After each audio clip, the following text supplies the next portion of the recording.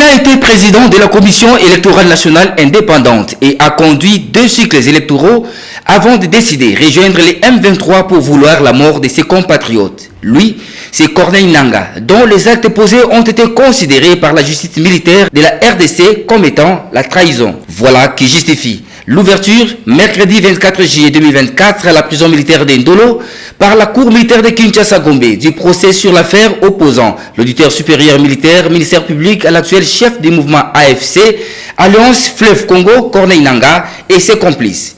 Au total, 25 prévenus, dont 5 en détention, ont comparé physiquement et 20 en fuite, sont poursuivis pour 3 chefs d'accusation, à savoir crime de guerre, participation à un mouvement insurrectionnel et trahison.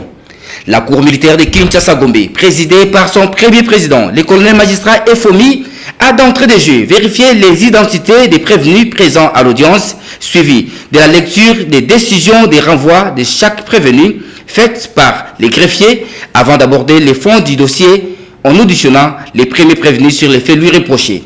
Ces faits, a rappelé le président, sont entre autres entretenir les intelligences avec le Rwanda, puissance étrangère, avec ses agents, notamment le M23, afin de déclencher ou entreprendre les hostilités contre la République démocratique du Congo. Mais la démarche amorcée par la Cour a été immédiatement interrompue par la défense des prévenus qui ont sollicité une courte remise à la huitaine en vue de s'imprégner du dossier. Et cela a fait débat entre le ministère public, organe accusateur, et les avocats de la défense. La Cour devrait commencer d'abord par nous poser la question s'il y avait des préalables.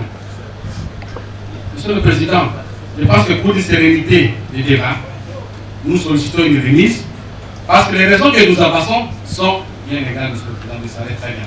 Dans 10 minutes, Monsieur le Président, Maître Ngom peut lire ce dossier. Dans 10 minutes. Monsieur le Président, Maître Ngom pose la question, est-ce qu'il y a une urgence dans cette affaire? Mais Monsieur le Président, la situation qui se passe à l'est de la République démocratique du Congo, c'est une situation urgente. Ah, mais Monsieur le Président, cette question ne doit pas être posée ni par un magistrat, ni par un avocat d'un des barreaux de la République démocratique du Congo, et surtout pas par un Congolais, Monsieur le Président.